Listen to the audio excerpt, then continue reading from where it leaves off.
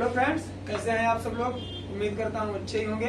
मैं आशीष पांडे स्वागत करता हूँ आप सभी का अपने यूट्यूब चैनल स्टडी विद आशु में। जैसा कि आप लोगों ने देखा था पिछली वीडियो में मैं लेके आया था भारत के प्रायद्वीपीय क्षेत्र के बारे में और उसे अच्छे से मैंने समझाया था उसमें, और तटीय क्षेत्र के बारे में भी बताया था, समुद्र के अधिकार क्या कैसे है, काफी चीजें थी। तो जो लोग वो वीडियो ना देखे हों वो वीडियो देख सकते हैं, लिंक डिस्क्रिप्शन में दी गई है और उसे देख के आप लोग वो वीडियो देखें, उसके बाद इस वीडियो को समझेंगे, ज्यादा बेटर होगा। ठीक है, तो आज की वीडियो में आप लोगों को बताऊंगा भारतीय नदी अपवाह तंत्र। ठीक है, अपवाह तंत्र के बारे में जानने से पहले इसकी कुछ छोटी छोटी चीजें हैं जो हमें जानना बेहद जरूरी है। ठीक है, क्योंकि वो चीजें बार बार आपके माइंड में आएंगी, मैं बताऊंगा तो अचानक से सुना हुआ शब्द लगेगा तो आप लोग समझ नहीं पाएंगे। जैसे कि मैं आप लोगों को बताऊंगा पहला कि ज्वारनद मुख किसे कहते हैं, इसे एस्चुअरी भी बोलते हैं। ठीक है, दूसरा डेल्टा किसे कहते हैं, तीसरा नदी तंत्र।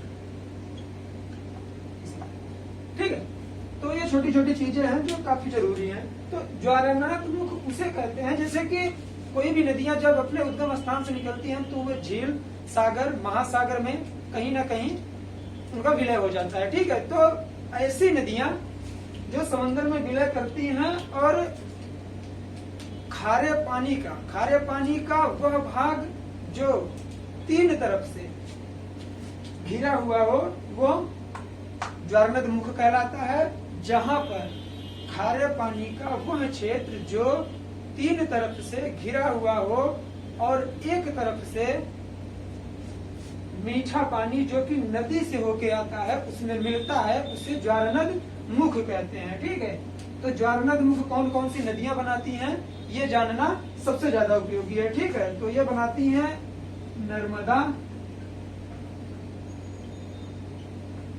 नर्मदा आपकी बनाती है, ताप्ती बनाती है आपकी, और मांडवी नदी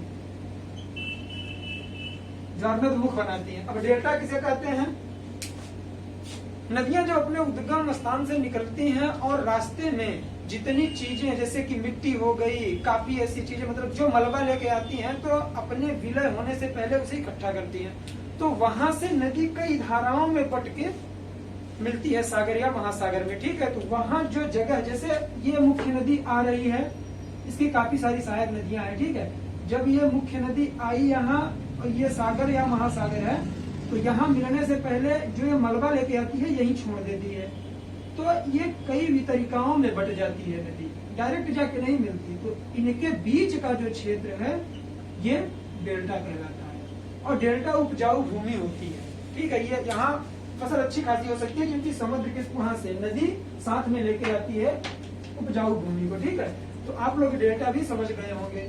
तो अब हम बताएंगे कि डेल्टा कौन कौन सी नदियां बनाती हैं। सारी नदियां बनाती हैं एक तरह से जो बंगाल के घाटी मिलती हैं, जैसे गंगा, ब्रह्मपुत्र, गंगा भी बनाती है, ब्रह्मपुत्र भी बनाती है। ये दोनों अभी आगे मैं बताऊंगा कि मेघना के रूप में जाके डेल्टा बनाती है। कहाँ, आपका सुंदरवन का डेल्टा बनाती है जो विश्व का सबसे बड़ा डेल्टा है। महानदी भी बनाती है,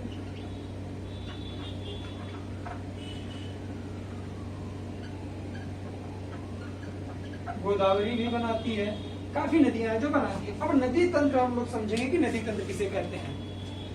एक मुख्य नदी होती है जो अपने उद्गम स्थान से निकलती है, तो नदी क्षेत्र में जिस क्षेत्र से वो नदी जा रही है वहां उसके दोनों तरफ से दाएं और बाएं से छोटी बड़ी नदियां आके उसमें मिलती हैं। तो जब वो नदियां मिलती हैं तो उसी को उस नदी का नदी तंत्र कहते हैं। वो सारी नदियां जैसे देखिए ये मुख्य नदी आ रही है, कुछ नदियां इधर से आके मिलेंगी, कुछ इधर से, कुछ इधर से, तो ये सहायक नदियां होंगी।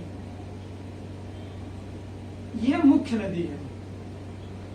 ठीक है, ये मुख्य नदी है और ये जो नदियां आ रही हैं ये सहायक नदियां हैं। तो जब ये मिलती हैं तो एक नदी तंत्र का निर्माण होता है। ठीक है, तो इसे हम कहते हैं नदी तंत्र। उम्मीद करता हूं तीनों टॉपिक अच्छे समझ में आए होंगे और ये तीन के तीनों आप लोगों को जानना बेहद जरूरी था क्योंकि नदी तंत्र पढ़ने से पहले ये बेसिक जानकारी हमें रखनी चाहिए अपने पास। ठीक है, तो मैं इसे रफ करता हूँ, आप लोग स्क्रीनशॉट ले लीजिए, काफी इंपॉर्टेंट चीज है। ठीक है, सारी चीजें बताने वाला हूँ, परेशानी की कोई बात नहीं है, बस वीडियो में अंत तक बने रहिए, अपने दोस्तों तक शेयर करिए ठीक है, तो मैं इसे साफ कर रहा हूं। अब मैं आप लोगों को बताऊंगा भारतीय नदी अपवाह तंत्र।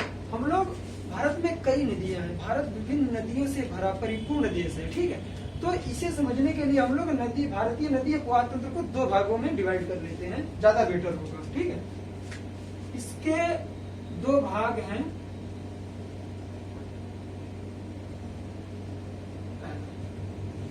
पहला हो गया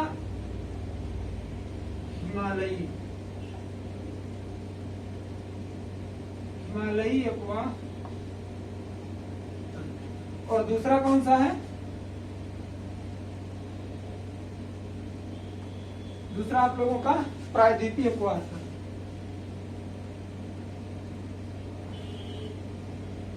तो हिमालयी अपवाह तंत्र के अंतर्गत कौन कौन सी नदियां आती हैं, आइए हम लोग देख लेते हैं। पहली नदी आपकी आती है सिंधु, जो आप लोग हिस्ट्री में भी पढ़े होंगे, इंडस सिविलाइजेशन, सिंधु घाटी सभ्यता, इसी नदी की सभ्यता है, ठीक है। बताएंगे इतिहास का जब हम चैप्टर शुरू करेंगे विषय, तो उसमें पहला चैप्टर यहीं से लेके आएंगे, ठीक है। पहला सिंधु, और दूसरा कौन सा है? पहली सिंधु, दूसरी गंगा, सिंधु नदी तंत्र, गंगा नदी तंत्र, और तीसरा आपका ब्रह्मपुत्र नदी तंत्र, ठीक है। ये तीन नदियां हैं, हिमालयी अपवाह तंत्र की तीन नदियां, और प्रायद्वीपीय अपवाह तंत्र में वो नदियां आती हैं जो प्रायद्वीपीय भारत में आती हैं। प्रायद्वीपीय भारत मैंने आप लोगों को बताया पिछले वीडियो में, ठीक है, उसे देखेंगे तो अच्छा खासा समझ में आ जाएगा। प्रायद्वीपीय नदियां उसे कहते हैं जो ये आपका प्रायद्वीप है, यहाँ से कोस्टल एरिया शुरू होती है, गुजरात से पश्चिम बंगाल तक, इस एरिया में जितनी नदियां हैं ये आपकी प्रायद्वीपीय नदियां कहलाती हैं, ठीक है। तो प्रायद्वीपीय नदियों में कुछ मुख्य नदियां हैं जिनका नाम मैं आप लोगों को बताने वाला हूँ। पहली नदी आपकी कौन सी हो जाएगी? महानदी, और दूसरी नदी आप लोगों की गोदावरी, तीसरी कृष्णा, चौथी कावेरी। जितनी भी मतलब एक तरह से प्रायद्वीपीय नदियां जितनी हैं, जितने प्रायद्वीपीय भारत में जो जो नदियां हैं वो आपकी प्रायद्वीपीय अपवाह तंत्र के अंतर्गत आती हैं। इन लोगों को, इनके बारे में मैं बताऊंगा।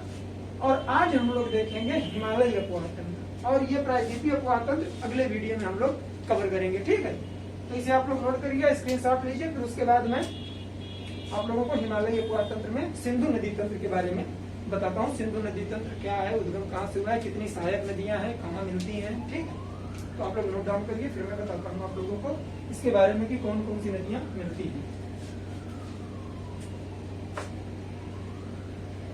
तो मैं इसे रफ कर रहा हूँ, ठीक है।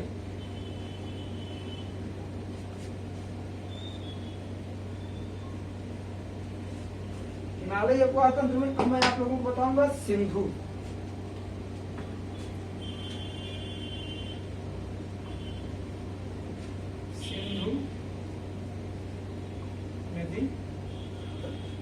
सिंधु नदी तंत्र समझने के लिए मैं आप लोगों के लिए भारत का एक मैप बना देता हूं, उत्तरी भारत का, ठीक है। ये गुजरात,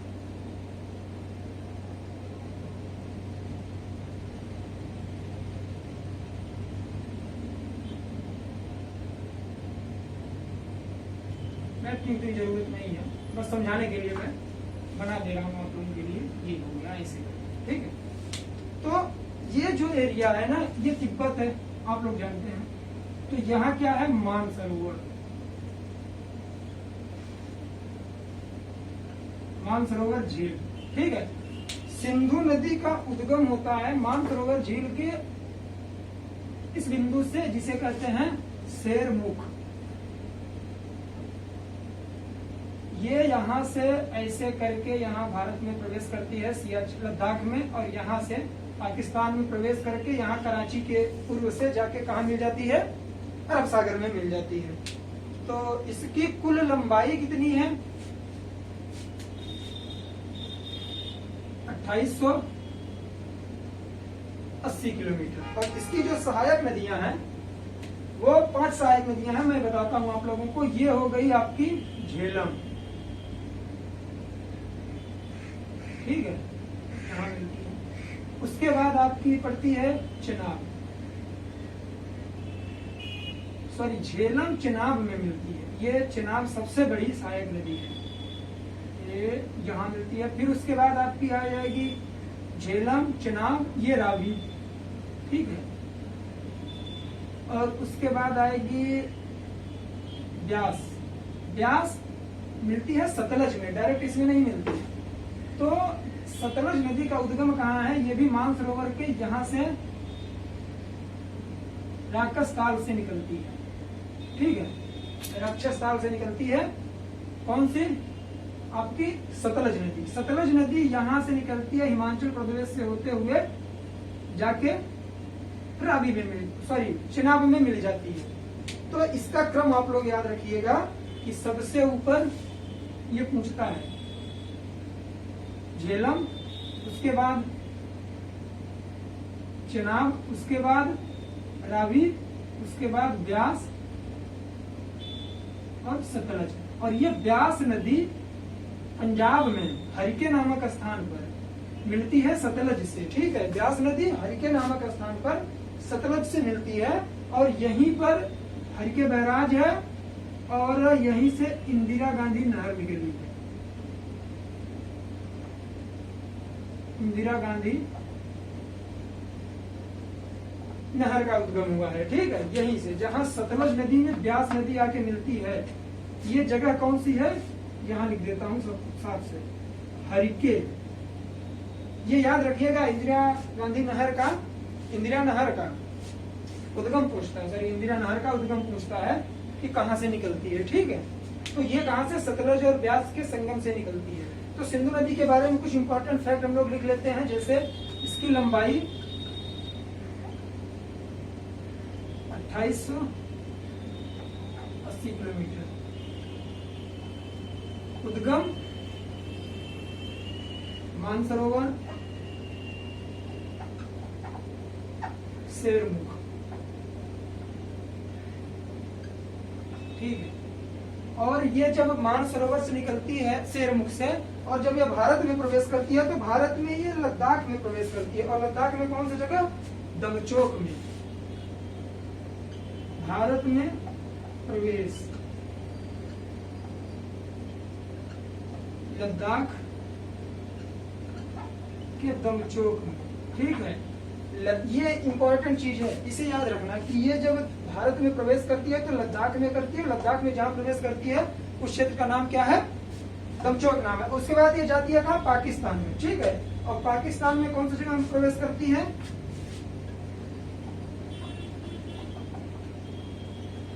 दर्दिस्तान, बहुत दर्द वाला नाम है ये पाकिस्तान का, दर्दिस्तान। दर्दिस्तान में ये प्रवेश करती है पाकिस्तान में, ठीक है। फिर पाकिस्तान में आगे बढ़ती है और इसका विलय कहाँ होता है? इसका विलय होता है कराची के पूर्व, कहाँ? अरब सागर में, ठीक है। और इसकी सहायक नदियां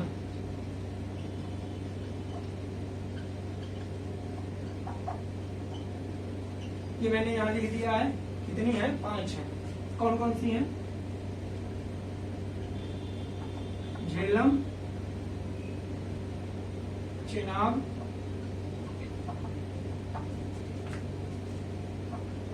रावी। ये क्रम ऐसे ही लिखिएगा आप लोग, क्योंकि ऊपर से नीचे पूछ लेता है, नीचे से ऊपर क्रम क्या है? झेलम, चिनाब, रावी, रावी के बाद आपकी ब्यास, फिर सतलज, ठीक है। इसकी 5 सहायक नदियां हैं, मुख्य 5 सहायक नदियां हैं, ठीक है। तो इसे आप लोग नोट डाउन करिए। फिर मैं आप लोगों को सहायक नदियों में जो इंपॉर्टेंट नदी है उसके बारे में बताता हूँ कि सिंधु नदी की कौन सी इंपॉर्टेंट नदियां हैं सहायक, ठीक है। तो आप लोग इसे नोट डाउन करिए या स्क्रीनशॉट ले लीजिए। फिर इसके बाद मैं आप लोगों को बताता हूँ कि कौन सी ऐसी नदी है जो इंपॉर्टेंट है और कौन सबसे बड़ी नदी है, ठीक है।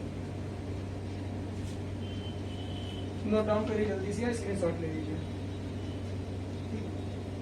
तो अब मैं इसे साफ करता हूँ और फिर आप लोगों को बताता हूँ सहायक नदियों के बारे में। सारी सहायक नदियों के बारे में जानना जरूरी नहीं है, ठीक है, और जो इम्पोर्टेंट है मैं उसे बताने वाला हूँ।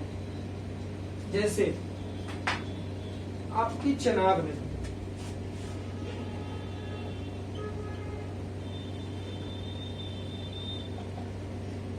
चेनाब नदी सिंधु की सबसे बड़ी सहायक नदी है। चेनाब नदी सिंधु की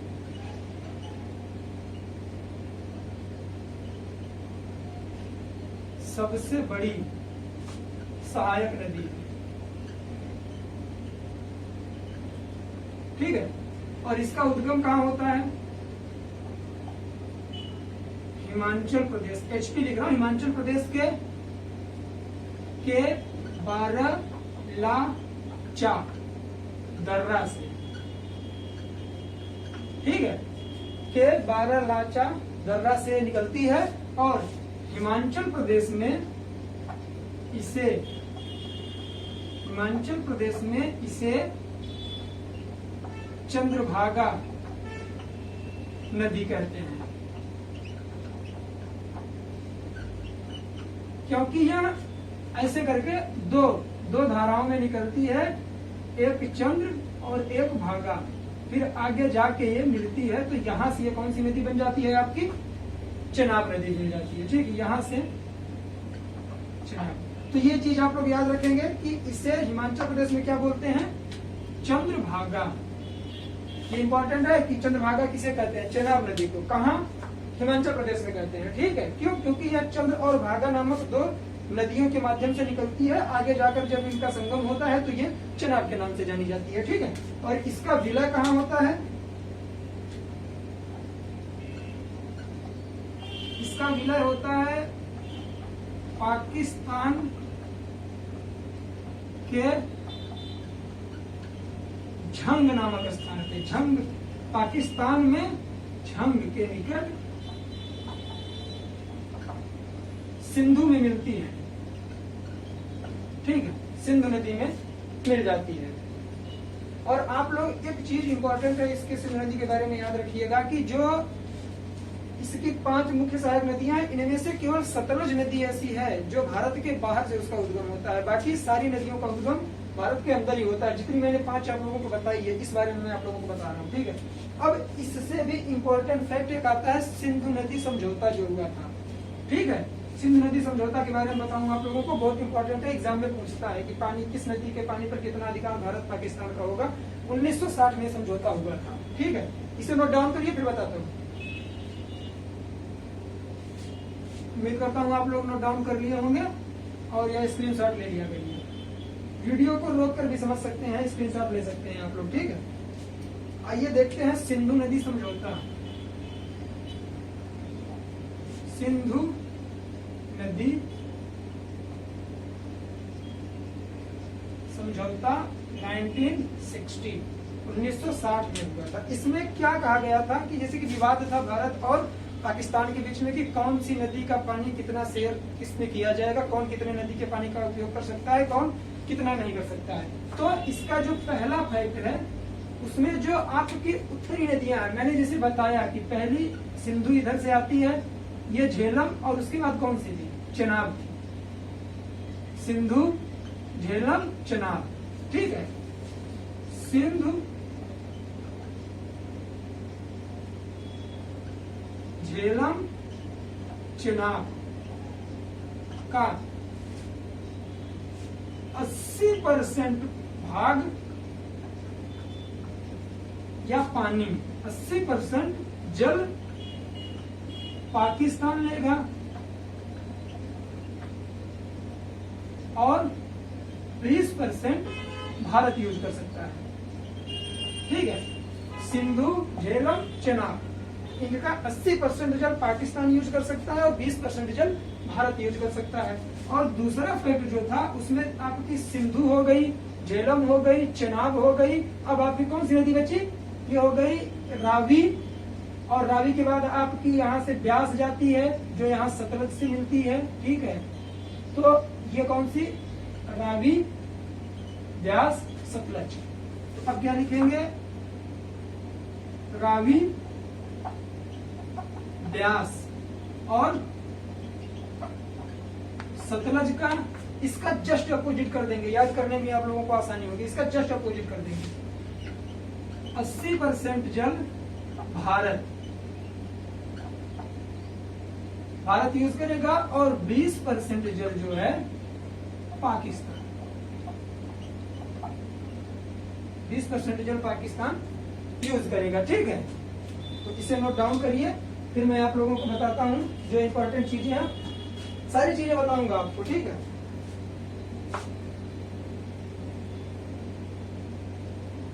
साफ करूं मैं इसे।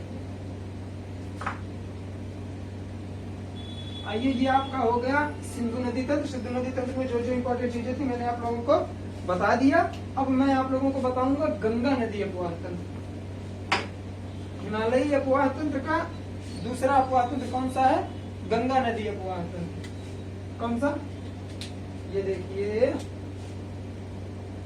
गंगा नदी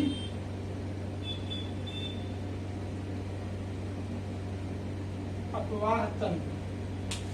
आप लोगों को पता होगा कि गंगा भारत की सबसे बड़ी नदी है, जिसकी लंबाई 2525 किलोमीटर है, और ये जब इसका उद्गम होता है तो यह गंगा के नाम से नहीं निकलती है। भागीरथी और अलकनंदा का संगम होता है देवप्रयाग में। जब देवप्रयाग में अलकनंदा और भागीरथी आके मिलती हैं, तब जाके गंगा के नाम से जानी जाती है। लेकिन इसके पहले भी काफी ऐसी सारी नदियां हैं जिनके बारे में हमें जानना होगा कि गंगा का पूरा अपवाह तंत्र, ये गंगा कुल 5 प्रयाग है, इसके 5 नदियों का संगम है, तब जाके गंगा का निर्माण होता है। उसके बारे में मैं आप लोगों को बताने वाला हूँ। आइए, बहुत ही सिंपल डायग्राम बनाऊंगा और समझ जाएंगे आप लोग। ये देखिए, बहुत गौर से देखिएगा। ये जो जगह है सतोपथ हिमानी, ठीक है, यहां से निकलती है कौन सी नदी, ये एक बार उत्तर की तरफ जाएगी, फिर ऐसे करके बहती हुई निकल जाती है, तो फिर ये इधर घूम जाती है आपके उत्तराखंड से। ये जो नदी है ये आपकी है अलकनंदा नदी। तो इसमें 5 प्रयाग बनते हैं। ठीक है, तो जो स्थान पहला, यहाँ पहली नदी जो यहाँ की आके मिलती है इसमें, इस स्थान पे ये कौन सी नदी है, विष्णु गंगा या धौली गंगा के नाम से भी जाना जाता है इसे। ठीक है, विष्णु गंगा या धौली गंगा। और ये जो जगह, ये जो जहां इनका संगम होता है, इसे कहते क्या है,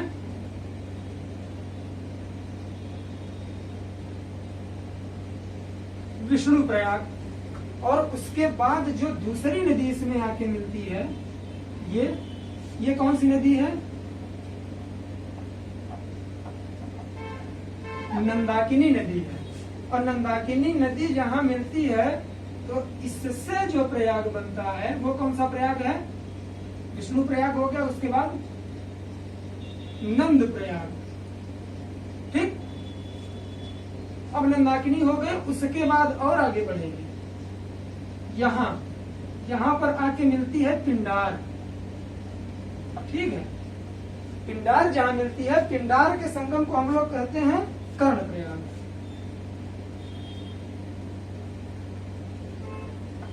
ये कर्ण प्रयाग, यहाँ 2 प्रयाग मैंने यहाँ लिख दिया, फिर अब नीचे लिख रहा हूँ। ठीक है, ये कर्ण प्रयाग हो गया, 1 2 3 प्रयाग हो गए। और यहाँ पर आपकी इधर से आती है, कौन सी नदी आती है, ये मंदाकिनी। कौन सी, मंदाकिनी। ये अलकनंदा ही जा रही है। जब मंदाकिनी यहाँ आकर मिलती है, तो यहाँ बनता है रुद्रप्रयाग। ठीक है, और जब ये नदी अब यहाँ से मंदाकिनी भी मिल गई, तो यहाँ से ऐसे करके ये निकलती है, ऐसे जा रही है। और ये अभी अलकनंदा ही है, पूरी नदी जो यहाँ से सतोपथ हिमानी से निकली है, अलकनंदा नदी है। तो यहाँ से गंगोत्री से आपकी कौन सी नदी निकलती है, भागीरथी।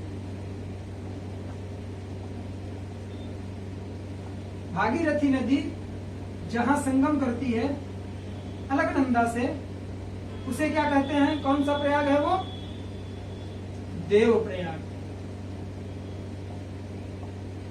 ठीक, पांचों प्रयाग मैंने आप लोगों को बता दिए। सबसे पहले याद करने का सबसे सिंपल ट्रिक, स्वतःपुत्र हिमानी से अलकनंदा निकलती है। अब जितनी नदियां आके मिलेंगी सब अलकनंदा में मिलेंगी, ठीक है।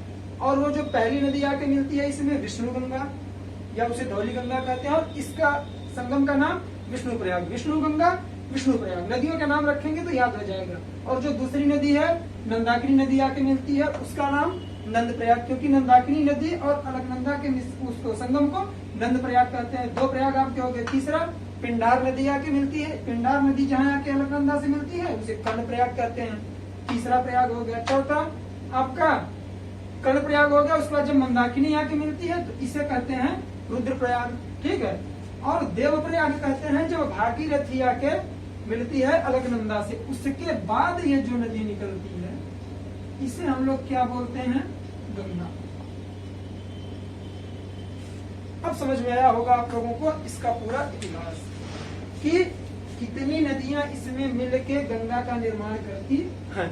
अलकनंदा में विष्णु गंगा, नंदाकिनी, पिंडार,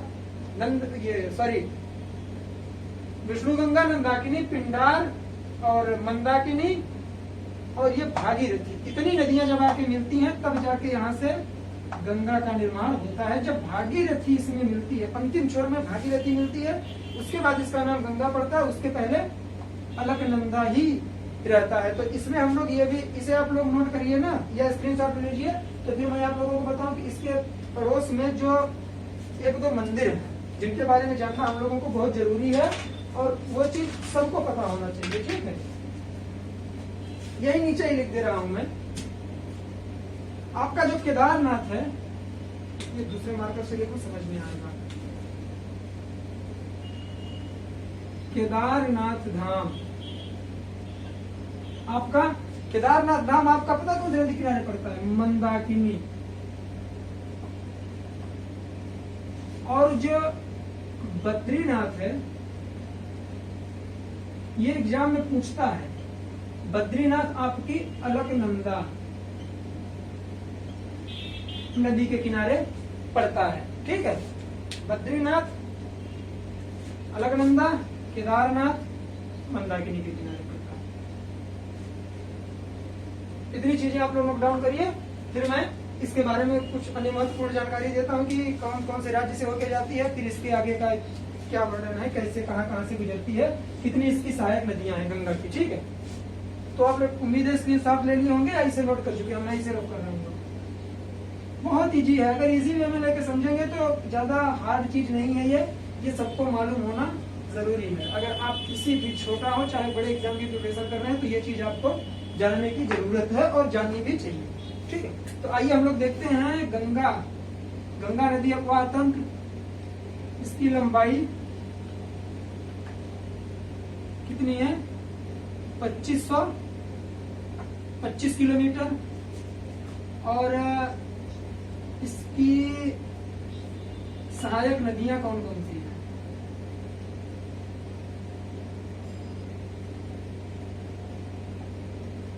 ठीक है। अब मैं थोड़ा सा मैप बनाऊंगा। मैप क्या बनाऊंगा, यहीं से मैं आप लोगों को बता देता हूं। ये आपका हिमालय हो गया, ठीक है। तो यहां से इसका गंगा का उद्गम होता है,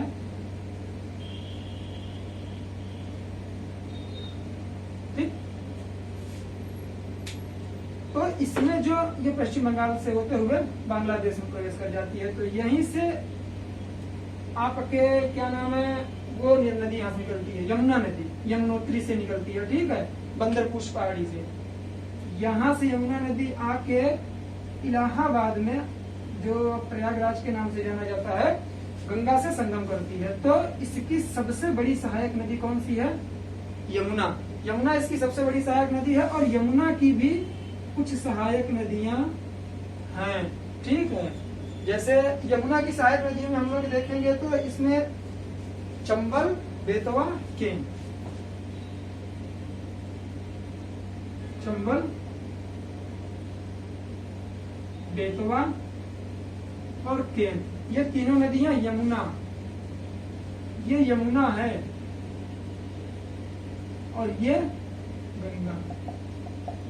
ठीक है, ये इसकी सबसे बड़ी सहायक नदी यमुना है और काफी ऐसी नदियां हैं जो यहाँ से निकलती हैं, ऐसे ऐसे करके आके भारत में, वो सॉरी गंगा में मिलती है। जैसे आपकी गंडक हो गई, कोसी हो गई, घाघरा हो गई और काफी नदियां हैं। गोमती नदी भी आके इसी में मिलती है और रामगंगा भी आके मिलती है। रामगंगा, गोमती प्रायद्वीपीय भारत की नदी है, इसे याद रखिएगा, प्रायद्वीप से निकलती है। ठीक है, और गोमती नदी के किनारे आपका लखनऊ बसा हुआ है, उत्तर प्रदेश की राजधानी। ठीक है, मैं ये सारा वीडियो लेके आऊंगा कौन सी नदी के किनारे कौन से राज्य, कौन से शहर बसे हैं, और इन नदियों से रिलेटेड एक और वीडियो रहेगा जब ये पूरी नदी तंत्र खत्म हो जाएगा, नदी अपवाह तंत्र और ये प्रायद्वीपीय अपवाह तंत्र, दोनों हिमालय अपवाह तंत्र खत्म करने के बाद मैं ले आऊंगा आप लोगों के लिए जो बांध है, कौन सी नदी पे कौन से बांध किस राज्य में है। ठीक है, तो इतना मैंने आप लोगों को बताया कि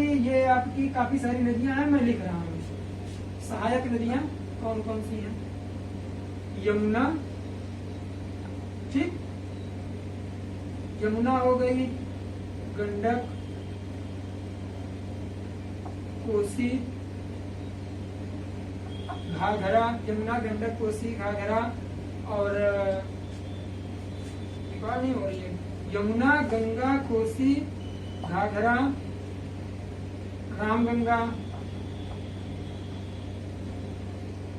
रामगंगा और उसके बाद कौन सी नदी थी? गोदावरी। क्रमवार नहीं है ये, आप लोग इसे देख लीजिएगा।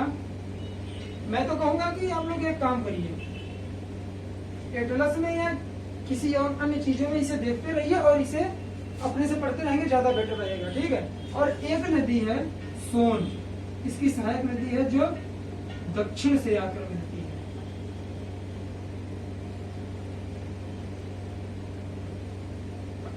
दाएं से मिलती है लेकिन दक्षिण से आके मिलती है। ठीक है, तो अब आप लोग देख लीजिए कि दाएं से मिलने वाली नदियां कौन कौन सी हैं।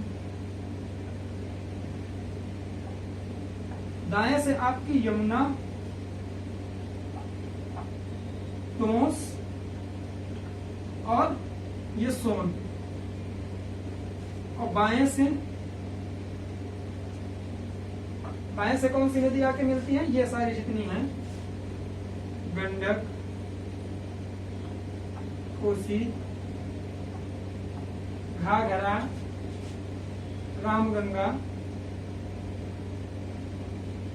इटीसी जितनी है, मतलब जो ये तीन याद करना इंपॉर्टेंट है कि दाएं से आकर मिलने वाली नदियां हैं यमुना, टोंस और सोन। ठीक है, इसके अलावा जितनी सारी नदियां हैं वो बाएं से आके गंगा में मिलती हैं।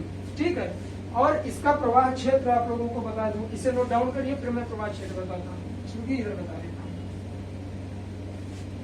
ये थोड़ा लेंदी है लेकिन इम्पोर्टेंट है। प्रवाह क्षेत्र, गंगा नदी अपवाह तंत्र आप लोग अच्छे से पढ़ लीजिएगा। ये वीडियो 4 से 5 बार देखिए, फिर उसके बाद जाके आप लोग अपने बुक से पढ़िए और उसके बाद इससे रिलेटेड आप लोग क्विज निकाल लीजिए, और क्विज सॉल्व करेंगे तो अच्छे बेटर तरीके से आप लोगों को पता चल जाएगा कि कितना समझ में आया आप लोगों के। ठीक है, और क्वेश्चन सॉल्व भी होंगे। प्रवाह क्षेत्र इसका है उत्तर प्रदेश, बिहार, थोड़ी मात्रा में झारखंड, उसके बाद पश्चिम बंगाल से होकर बांग्लादेश में प्रवेश कर जाती है।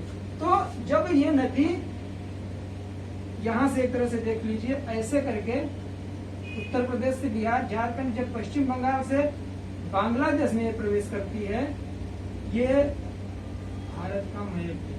ठीक है, ये पश्चिम बंगाल है, तो यहीं पर ये 2 धाराओं में विभाजित हो जाती है। ठीक है, 2 धाराओं में विभाजित हो जाती है। तो पहली जो धारा जाके सीधे बंगाल के खाड़ी में मिलती है, जो बंगाल है, ये कौन सी धारा है? ये है आपकी हुगली।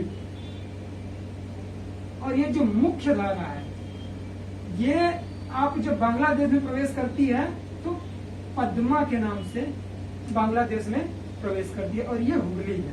ठीक है, तो अभी मैं इसे लिख दे रहा हूं सही से।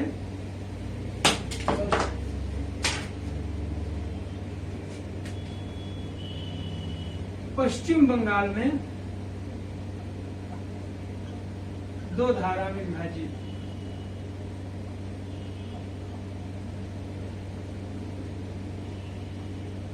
वो भी पश्चिम बंगाल में कहा, फरक्का में 2 धारा में। तो पहली धारा हुगली, ये बंगाल की खाड़ी पे या बंगाल में मिल जाती है, और इसकी जो मुख्य धारा है, मुख्य धारा बांग्लादेश में प्रवेश करती है पद्मा के नाम से। ठीक है, तो मेरे हिसाब से गंगा नदी तंत्र के जितने इंपॉर्टेंट फैक्ट्स थे मैंने आप लोगों को बता दिया। ठीक है, इसे नोट डाउन करिए। फिर उसके बाद में अब अंतिम नदी है आप लोगों की ब्रह्मपुत्र नदी, हिमालयी उपमहातंत्र की, उसके बारे में बता के मैं वीडियो को खत्म करूंगा। ठीक है, उम्मीद करता हूँ वीडियो आप लोगों को अच्छा लग रहा होगा। अगर वीडियो अच्छा लग रहा हो तो दोस्तों में शेयर करिए, सब्सक्राइब करवाइए चैनल को, और वीडियो को 2 से 3 बार अगर देखेंगे ना तो सारी चीजें आपके समझ में आ जाएंगी। ठीक है, मैं रब कर रहा हूँ। और अब सिर्फ एक नदी आपकी बची है हिमालयी उपमहातंत्र की, वो है ब्रह्मपुत्र। ये भी एग्जाम के पॉइंट ऑफ व्यू से बहुत इंपॉर्टेंट है। ठीक है, ब्रह्मपुत्र नदी,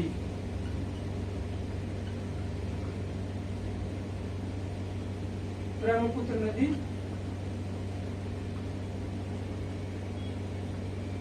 अपवाह तंत्र। देखिए, ये भारत का ये उत्तरी छोर है। नेपाल, 1 मिनट रुक जाइए, इधर छोटा मैप बनाएंगे तो जल्दी समझ में आएगा आप लोगों के। बस एक मानक दे रहे हैं, मैप बनाना उतना आता नहीं है। ठीक है, ये आपका अरुणाचल प्रदेश, जिधर से नदी आती है बस वही बताना है, ये बांग्लादेश। ठीक है, तो ये जो जगह है मानसरोवर से ये भी निकलती है।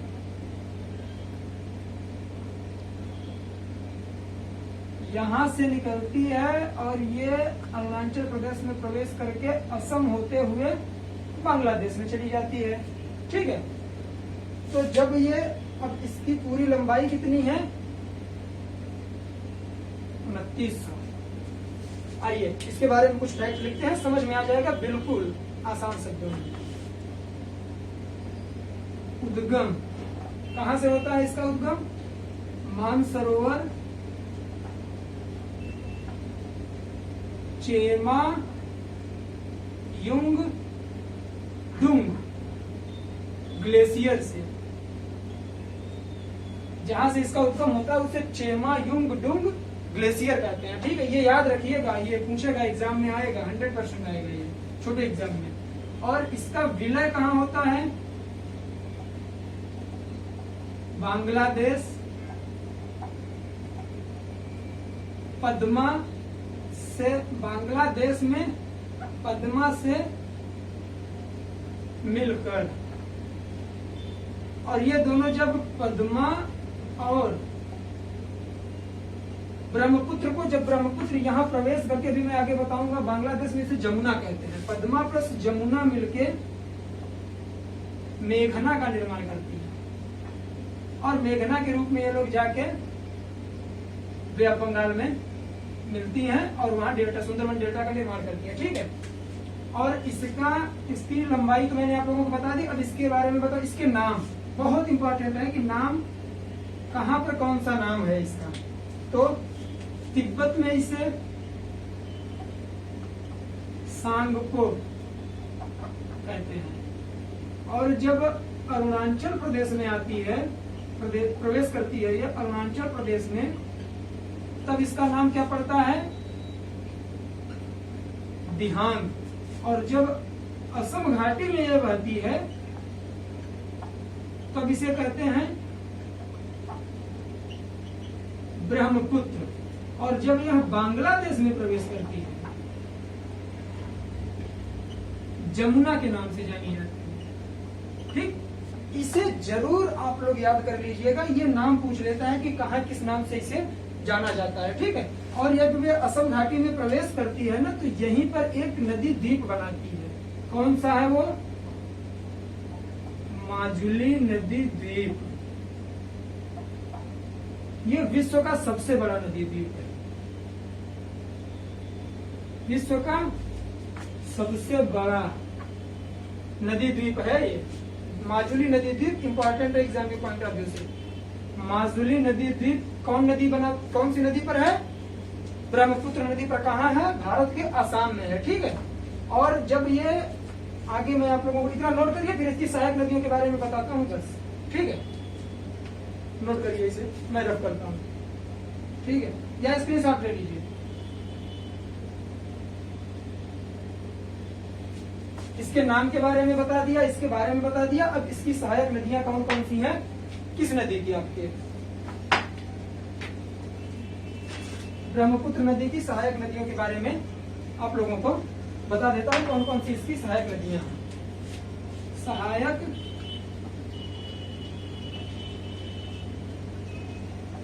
नदियां, ठीक है। सहायक नदियों में आपकी आती है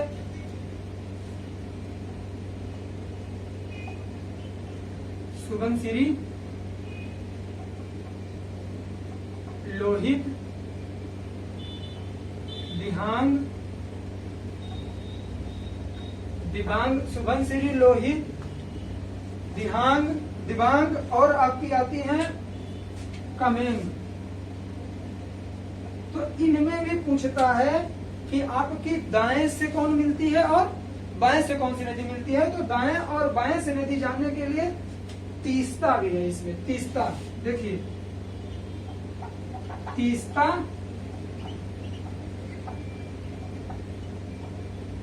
तीस्ता, सुबनसिरी और आपकी कामेंग मानस। कामेंग मानस और दिबांग।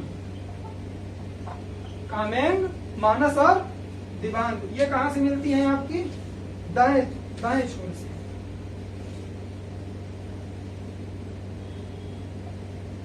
ये दाएं से मिलती है और बाएं से मिलने वाली केवल 3 नदियां हैं, लोहित, बराग और कपिली। लोहित,